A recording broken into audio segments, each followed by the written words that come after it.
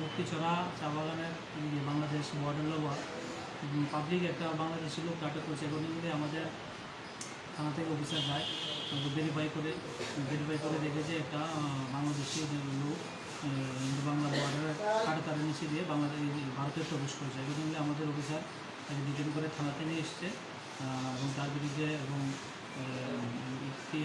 একটা case register হয়েছে police থানাতে। যাকে বাংলাদেশে ধরা হয়েছে তার নাম হলো কমল উদ্দিন, বাবার নাম বুরহানুদ্দিন, আর Adampur south Konagaon, PS Kamalganj, Moulvibazar district, Bangladesh.